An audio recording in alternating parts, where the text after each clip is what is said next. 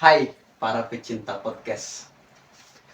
Selamat datang di podcast kami yang bernama Rimi. Rian Misel. Apa tuh Rima? Rian Misel. Oke, oke. Oke.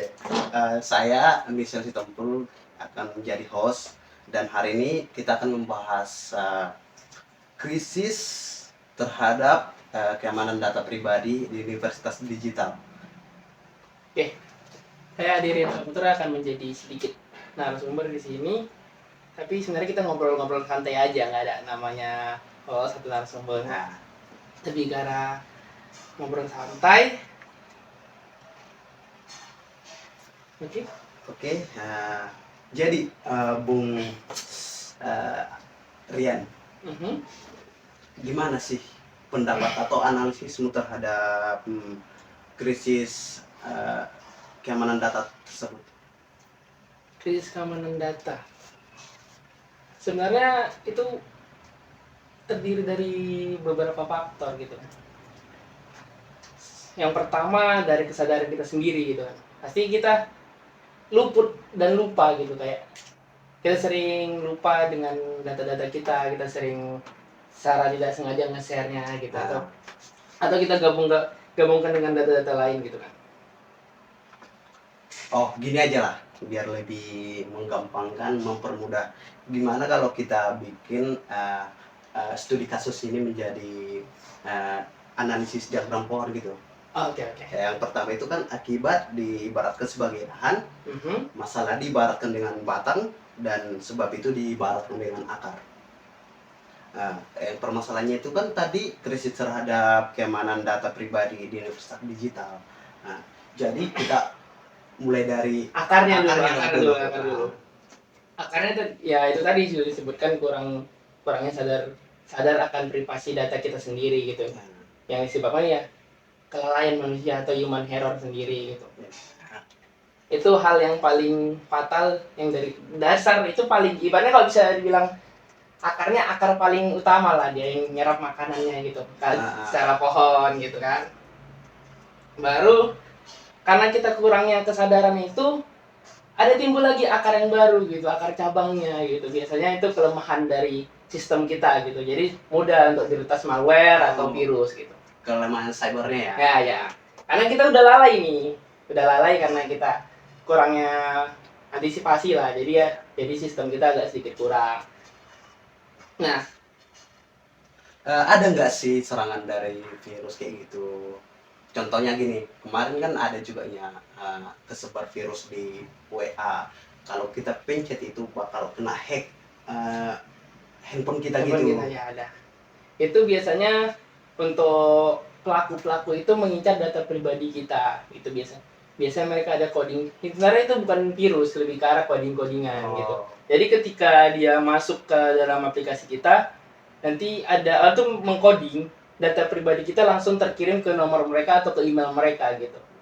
Jadi dia berdasarkan coding. Itu hebatnya mereka. Tapi kita bilangnya itu virus.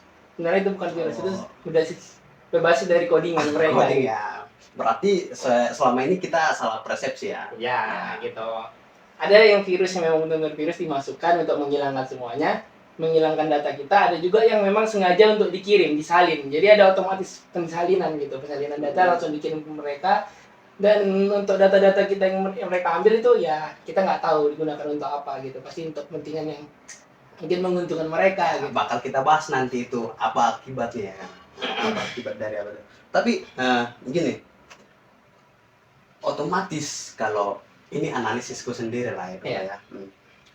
Kegagalan internal dalam instansi tersebut, contohnya kegagalan komunikasi antara yang mengamankan cybernya itu sama yang membuat kebijakan. Jadi kebijakan privasinya itu kayak sedikit kurang gitu, kebijakan seperti apa yang boleh dan tidak boleh dalam privasi tersebut. Ya, mungkin lebih ke arah seperti itu, komunikasi antara kedua belah pihak. Kan ada yang bagian mengelola sistem data gitu.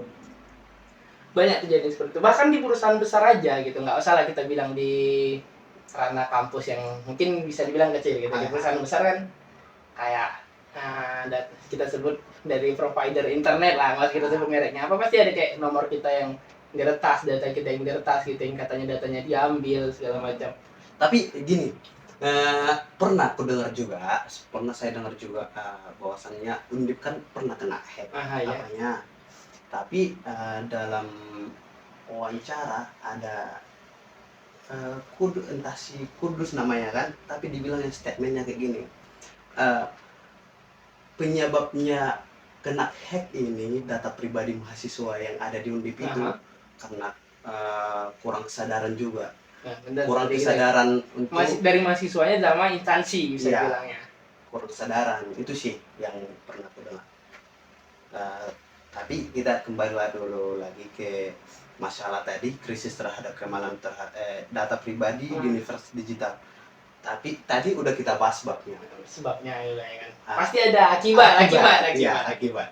Akibatnya itu dari mahasiswa ada dulu. Dari mahasiswa. Yang Mungkin lebih ke arah kerugian finansial gitu kan. Finansial, terus kayak karena kita ada kerugian finansial pasti cemas gitu kan. Ada timbul rasa cemas. Siapa sih nggak cemas kayak finansial kita terganggu gitu. Ya. Nah, dari situ karena kita cemas adalah timbul rasa tidak percaya terhadap instansi yang ada di universitas gitu. Itu akibatnya. Kayak kita takut menyebarkan data kita lagi. Pasti ada universitas kayak minta data NIM kita atau apa segala macam kan, alamat kita yang katanya keperluan untuk pendataan mahasiswa gitu kan. Iya. Jadi kita ada rasa takut untuk mengirim itu. Apakah benar nanti tidak ada kelalaian lagi dari instansi gitu. Oke. Kalau mungkin itu dari mahasiswa, ya kan. Ada juga yang saya tahu mungkin dari instansi lah ya. Instansi dari universitas sendiri dari saya pahami. Akulah dulu menerangkan ini ya. Okay. Kalau untuk gangguan dialami yang instansi itu akibat yang dialami itu yang pertama itu ya pasti gangguan operasional di kampus itu. Ya, misalnya ada keterlambatan input data segala macam. Kayak kita kemarin juga waktu masuk semester ini. Oh, ada ya. Mungkin apakah kita di hack juga gitu kan? Itu masih pertanyaan. Kemudian kerusakan reputasi ini udah pastinya. Kenapa aku bilang rusaknya reputasi universitas itu ya yang tadi Anda jelaskan tadi. Ya, dari rasa tidak percaya tadi mahasiswa tadi terhadap instansi kampus tadi gitu. Mitra yang apapun yang apa namanya itu? Yang terjalin di antara kampus dan mitra-mitra yang di luar sana itu pun akan terhambat gitu. Bakal apa ini? Kita kerjasama gitu. Nanti data kami juga nanti bocor kayak gitu. Sedangkan kepercayaan mahasiswa sendiri juga udah tidak ada percaya lagi karena ada kebocoran tadi. Apalagi yang mitra yang gitu notabene-nya besar lah ya kan. Iya, apalagi gini.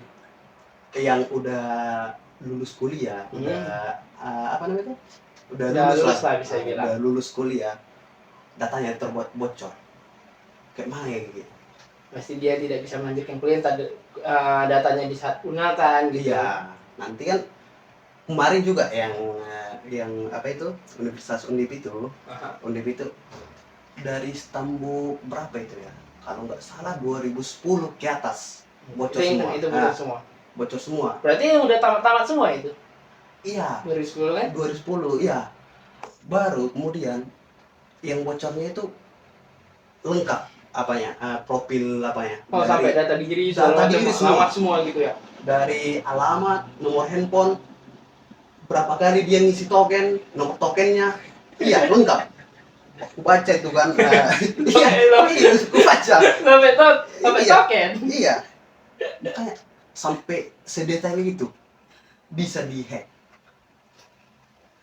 Memang solusi untuk itu ya, kalau bertambah zaman juga kita harus berpikir untuk defense cyber kita gitu, karena bertambah zaman bakal ribuan bahkan jutaan cara untuk menghack gitu, bakal adalah timbul pemikiran gitu.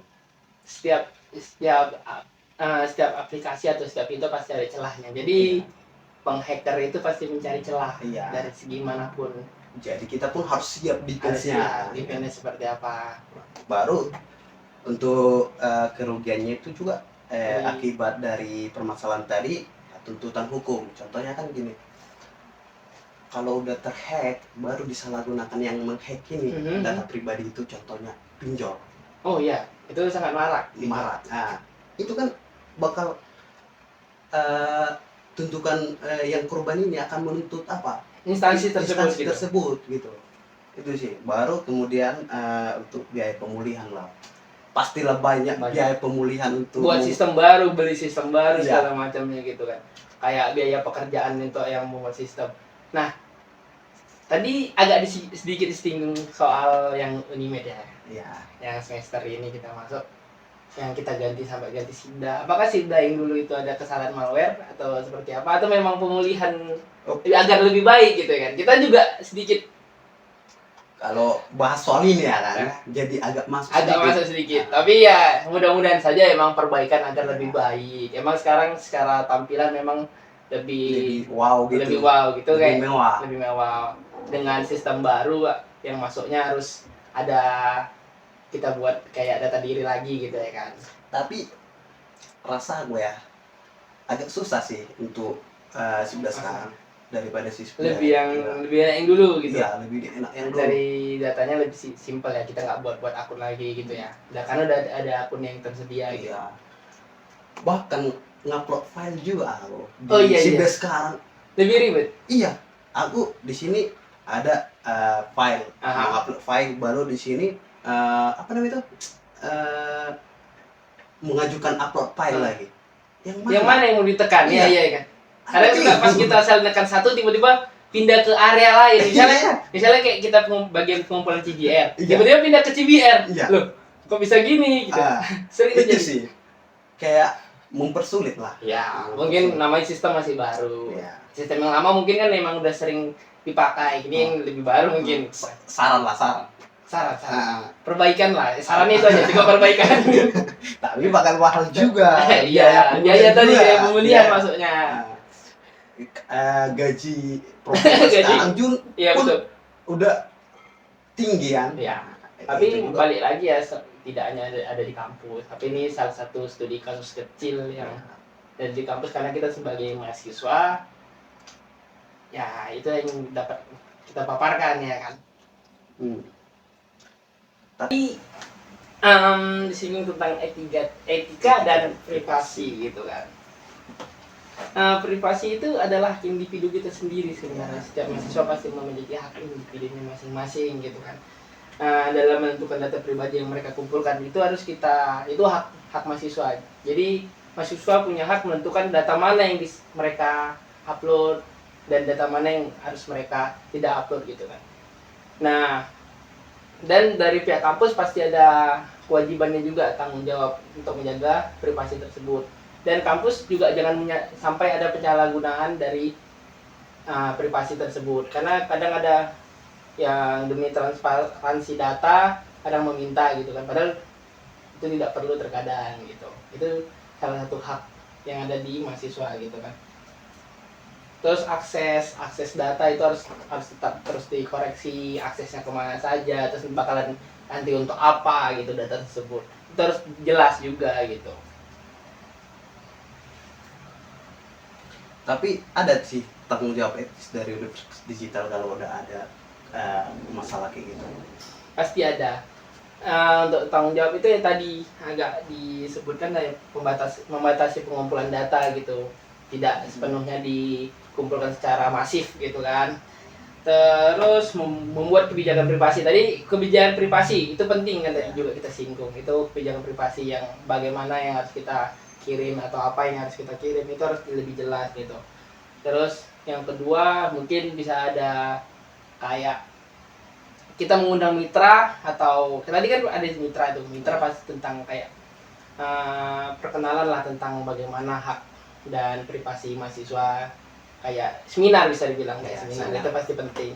Walaupun kita banyak sih mahasiswa yang bilang seminar itu kayak sekedar omong kosong, apalagi seminar tentang ya katanya kunci sukses. itu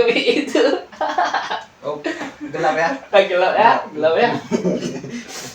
Okay. Ya itu mungkin emang banyak mahasiswa bilang kunci sukses, dia memang biasa kan kalau misalnya kunci sukses itu kayak mereka mahasiswa bilang alah mereka memang udah kaya, tapi itu penting sebenarnya. Walaupun mereka udah kaya penting. Sama dengan hal ini yang dialami narasumber pasti berbeda dengan yang kita alami, tapi pentingnya kita mendengarkan juga karena bisa kita antisipasi lah agar yang mereka alami tidak dialami oleh kita, misalnya kita ngikuti seminar tersebut gitu.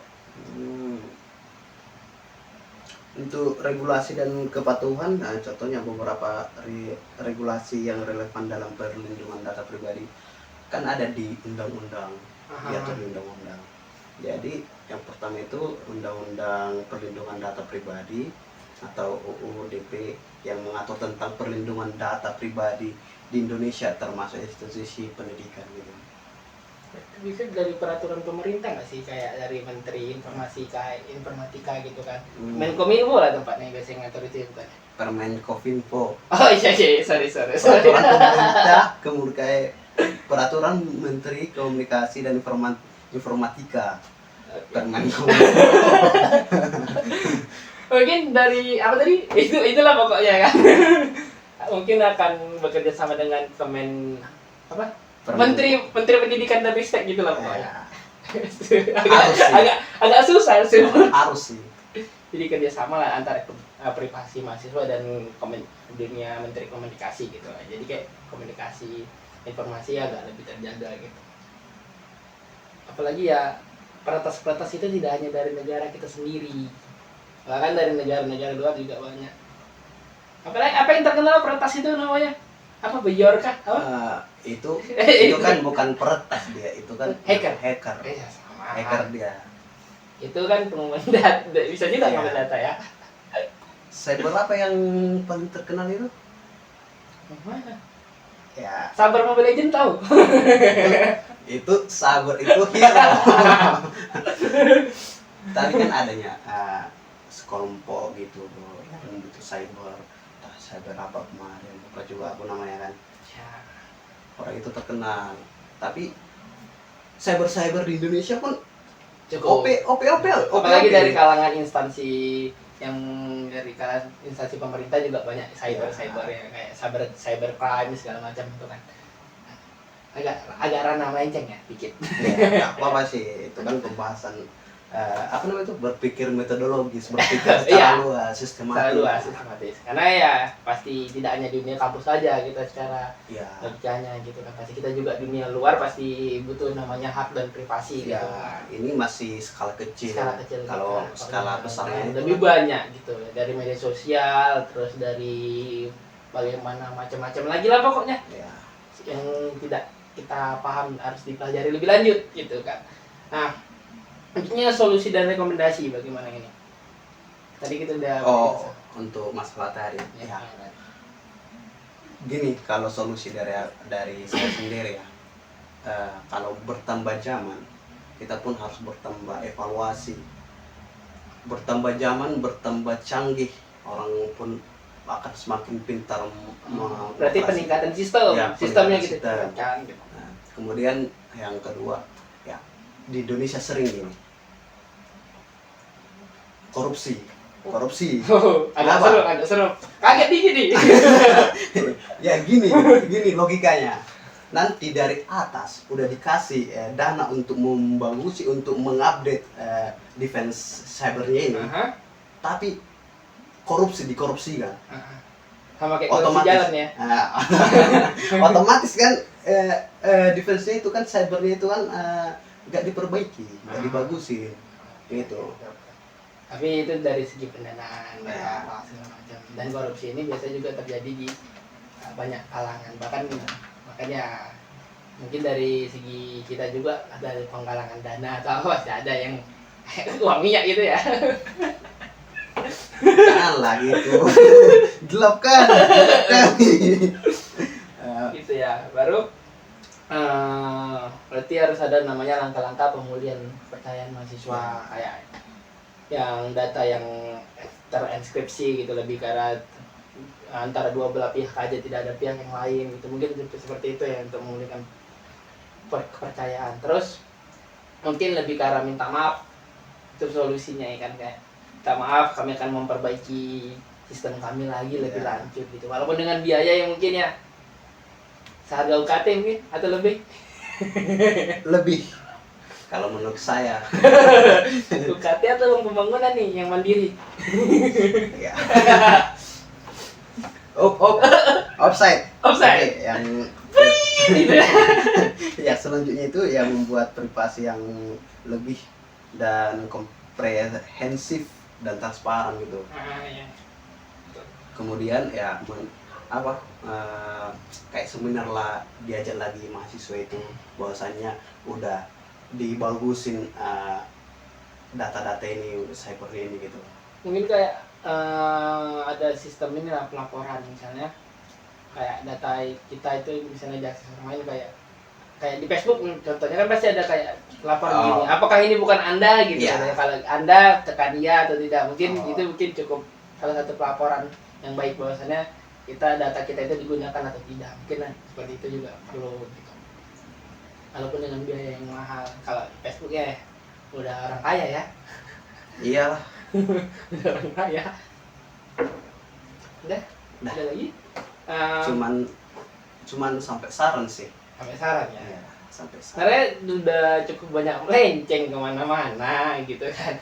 Agak serem juga gitu. Mungkin kita dapat mohon maaf lah sama penonton jika ada pembahasan yang sedikit melenceng, terus kata-kata yang kurang jelas atau kata-kata yang menyinggung. Kami mohon maaf, kami hanya membahas tentang apa yang kami bahas yang terkait lah masalah yang sering terjadi gitu kan, yang kami tahu. Dan selebihnya jika ada yang mau ditambah boleh dari kalian penonton gitu kan, dari podcast kami. Tadi apa namanya? Rimi. Rian Misel gitu ya, Rimi.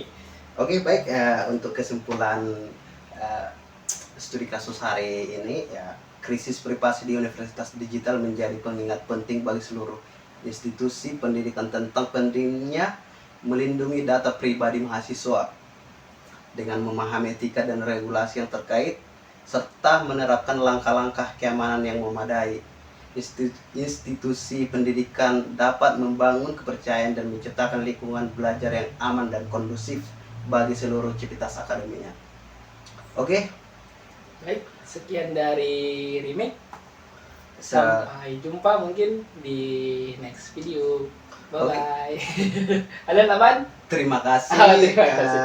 Sudah mendengarkan podcast kami berdua. Nah, hari ini jangan lupa untuk subscribe, And like, dan share podcast ini ke teman-temanmu dimanapun dan siapapun itu. Oke, sampai jumpa di episode selanjutnya. Bye-bye.